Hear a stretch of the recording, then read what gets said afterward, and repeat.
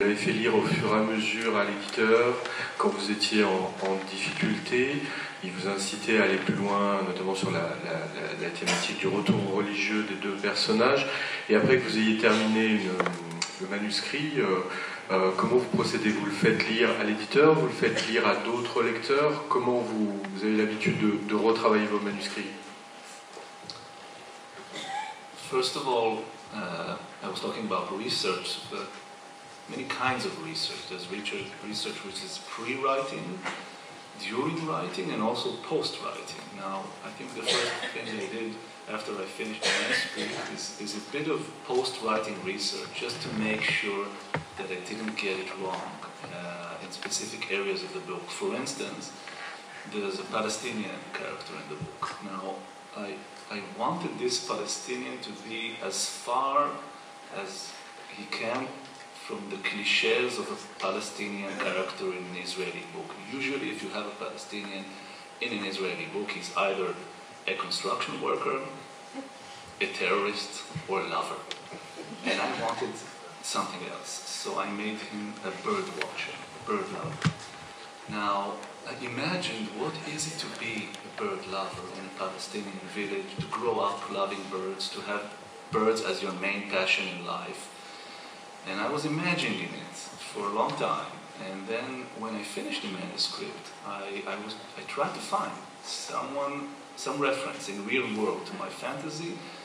And at the end, a friend of a friend of a friend directed me to a Palestinian bird lover in the bird station in Jerusalem. And I called him and I told him I'm writing a book and would he be willing to talk with me? And he said, sure, but I'm with the birds at 6 a.m.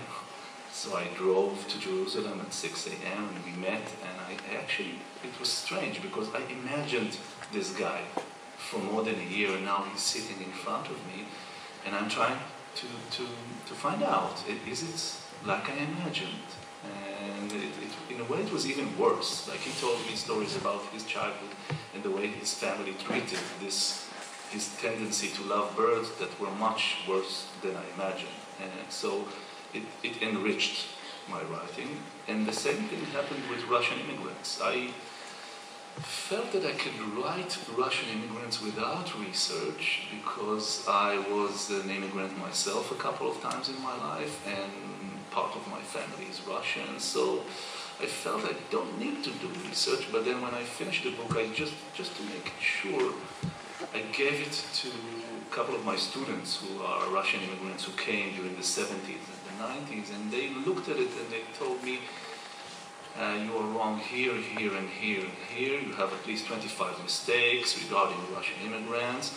And more important, they enriched the way I thought about it. They told me stories that enriched the stories way. So I had to come back and rewrite it. And after this was finished, I sent it to my publishing house, and my editor, this book, it was a bit different because she was involved in the middle, but usually my editor, it's the same thing with her, almost every book.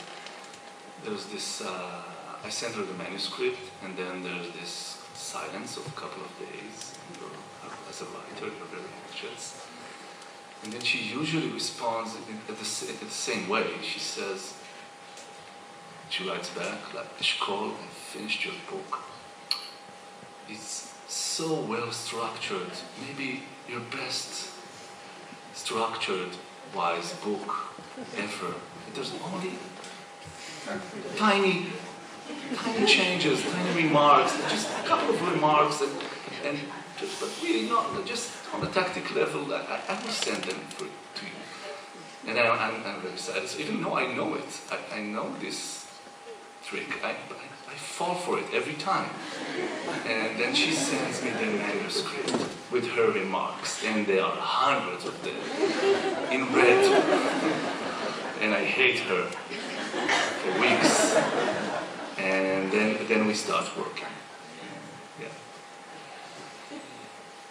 Est-ce que je pousse un petit peu plus techniquement? Ce que vous nous disiez, c'est qu'il y a le travail de recherche pré-écriture, pendant l'écriture et puis post-écriture. Par exemple, sur le personnage d'ornithologue amateur palestinien, donc vous avez, si vous avez bien suivi, vous avez rencontré cette personne réelle avec qui vous avez pu parler, qui ressemblait à votre personnage, et alors que tout était écrit, du coup, il faut tout réécrire le personnage sur l'ensemble du livre. No, I didn't rewrite all of the character, but I made it more harsh for him regarding his family, the way the family treated his bird loving and also his choices in life. I would say, without spoiling the joy of reading for the readers, but the choices he makes throughout the book. His family was much more judgmental in the second and third draft than in the first draft. They were much more hard on him because of what I heard. How tough is it to be different in any society, and specifically in this kind of a Palestinian village, very small village, small family society? How much do you have to fight to be different, to have your own way, your own way of thinking in any society, and specifically in his society? So I think this was deepening the story, not rewriting it again. Alors sur l'écriture même, les choix de narration, j'ai encore une question avant qu'on aille sur ce que vous avez appris de l'écriture de vos romans successifs, et un petit peu de l'organisation qui peut se mettre en place. J'aimerais qu'on aborde la question du point de vue. Donc le point de vue dans la narration littéraire, c'est une question fondamentale. C'est qui raconte l'histoire. Delphine nous parlait de sa narratrice. On va commencer par Eshkol Nevo parce que le choix de point de vue est assez riche, assez complexe sur Jour de miel. Donc dans Jour de miel, vous utilisez de nombreux points de vue. Et vous nous parliez de l'histoire d'amour, du retour religieux des deux protagonistes, des deux personnages principaux. Mais il y a d'autres personnages, il y a d'autres histoires d'amour, il y a d'autres choses qui se croisent. Comment vous avez travaillé sur le choix de point de vue et comment ce point de vue va se mêler avec la structuration de l'intrigue du récit sur Jour de miel? C'est quelque chose qui était évident dès le départ pour vous ou qui a bougé pendant l'écriture et la réécriture? Actually, I'm quite addicted to this kind of multiple voices, multiple angles way of writing. In my first novel, translated to French, Quatre Maisons en Exil, it's the same. And in Neuland, another novel, it's the same. Even in World Cup Wishes, there are at least 2 or 3 different angles to look at this story. So whenever I start writing with a narrator who knows it all, something inside me rebels in a way and says, no, there's another way to look at it, and then there's another way and another way. Maybe this is the essence of storytelling for me, the possibility of challenging one truth, the dictatorship of only one way to look at things. So again and again, I come back to this structure. Of course, it's problematic, it's challenging, because you have to be a lot of people. You have to look at the same story from a Palestinian angle, from an Orthodox Jewish angle, from a Russian immigrant angle. But maybe it's that this is what I like about writing, this adventure of getting into a different perspective than my own, and finding out what it means. This is also what I guess what I learned from writing. After this book was written, I was looking, and I am looking at Russian immigrants in a different way than I looked at them before. There are a lot of them in Israel, like more than 1 million in a society which is only 7 or 8 million big. And I look at them differently now that I have written them. Same goes to Palestinians, and this is what I like about writing. Structure-wise, it's difficult, and you have to also take into considerations that some of the angles would not survive. Not all of the characters you can write at the same level of depth and intimacy. It didn't happen to me in Jules de Miel, but other books of mine I had to cut out some of them. There were too many, or they were not good enough the way that I wrote them. So, but I just do it again and again. And whenever every book, I start with promising myself, not this time. This time, one narrator, dictator, knows it all. And then again, I have even what I'm working on here in Lyon. It's again a mess. So it's probably what I do. Delphine, d'après une histoire vraie, vous avez parlé de la clarté du projet pour vous dès le départ, où il y avait on peut dire une stratégie sur le projet du livre. Est-ce que vous avez hésité sur le point de vue ? Non, j'ai pas hésité sur le point de vue parce que c'était assez clair pour moi que ce livre devait s'écrire à la première personne et non seulement ça, mais devait entretenir plus ou moins la confusion entre le narrateur et l'auteur, puisque ça fait vraiment partie du projet, et qu'on puisse penser que le jeu de la narratrice finalement était c'était moi. Donc voilà, je me suis attachée évidemment aussi loin que possible à entretenir cette illusion, enfin en tout cas aussi loin que possible, aussi loin que voulu, et dans cette stratégie qu'on évoque. Non, ce qui m'a posé plus question, même si tout ce que vient de dire Eshkol m'intéresse beaucoup, j'en parlerai avec vous après parce que il y a plein de choses dans ce que vous avez dit qui m'intéressent. Ce qui m'a posé vraiment question dans l'écriture du roman, c'est jusqu'où j'allais dans les effets de réel en fait. Puisque effectivement je voulais vraiment que au moins pour un temps la Delphine de la narration puisse être totalement confondue avec l'écrivain que je suis, et en même temps voilà, il y a certaines parties alors il y a évidemment des tas de choses qui sont nourries de ma propre histoire et mais j'ai envie de vous dire comme dans tous les romans, mais par exemple le fait d'appeler Delphine m'a posé question, le fait de donner le vrai prénom de mon compagnon au compagnon de la narratrice. J'ai pensé ne pas le faire. À un moment donné, je pense que j'ai eu un petit peu peur et que je me suis dit peut-être que je pourrais leur donner d'autres prénoms et que malgré tout cette illusion fonctionnerait, mais je me suis rendu compte que non, parce que ça ne marchait pas aussi bien si je transformais ces prénoms-là.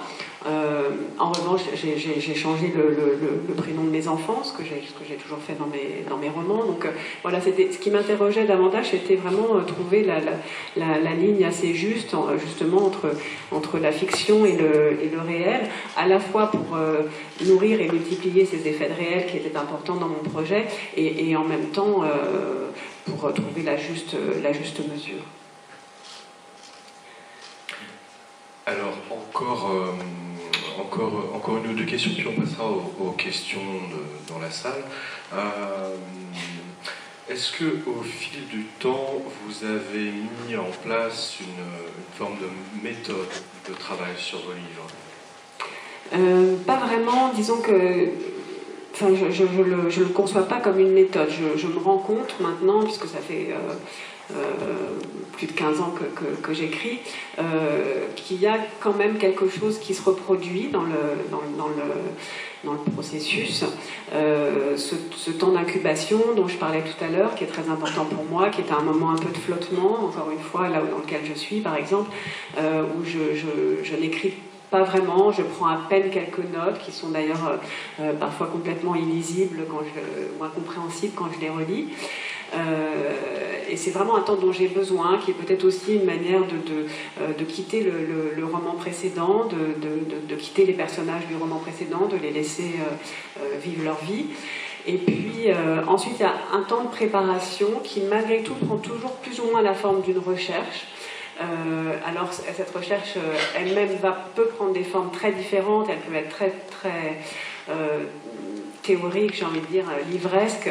Elle peut consister au contraire à rencontrer des tas de gens, ce que j'ai fait pour plusieurs de mes romans. Pour rien ne se pose à la nuit, c'était une recherche un peu particulière puisque le matériau était tellement personnel qu'au fond j'ai passé plusieurs mois à interroger les gens de ma famille autour de l'histoire de ma mère, mais malgré tout c'était une recherche. Et puis ensuite il y a le temps à proprement parler de l'écriture, et selon les cas ce temps remet plus ou moins en question le travail de préparation. Parfois ça m'est arrivé une fois que finalement je fasse tout autrement. Mais en tout cas, ce temps d'incubation et de préparation sont très importants pour moi, nécessaires. Je pense que c'est aussi une manière de me rassurer. Enfin, c'est souvent ça, et souvent d'ailleurs dans l'abondante recherche que j'ai pu faire autour d'un roman, finalement j'utilise assez peu de choses. C'est plus une question d'imprégnation, en fait, d'humeur. C'est une manière de m'imprégner d'un projet avant de rentrer à proprement parler dans l'écriture. Et c'est au moment vraiment, ce que je sais, enfin ce que j'ai appris peut-être, c'est que je ne peux pas rentrer en écriture tant que je n'ai pas résolu un certain nombre de questions, et la question du point de vue est la plus importante. Et là, par exemple, je réfléchis à un projet en ce moment. C'est pour ça que ça m'intéressait beaucoup ce que disait Eshkol. Et je n'ai pas résolu cette question du point de vue, parce que probablement c'est un livre qui devrait s'écrire avec plusieurs points de vue. Ce que je n'ai jamais fait, enfin je l'ai fait une fois dans un roman qui s'appelle Les Heures souterraines, où on suit durant la même journée deux personnages, mais au fond ils ne vivent pas la même histoire. Donc c'est une écriture à la troisième personne, mais qui est très subjective, parce que je raconte l'histoire de chacun de l'intérieur, en fait, dans leur intimité. Mais voilà, ils ne se croisent pas. Et là, peut-être que j'appréhende un petit peu ce livre qui a l'air de se préparer, parce que probablement, le plus intéressant, ce serait de le faire avec une multiplication de points de vue. Et ce que je n'ai pas compris, parce que je suis désolée, je n'ai pas lu votre livre, c'est si vous écrivez à la première personne. Non. Sur Jour de miel, c'est à la troisième personne.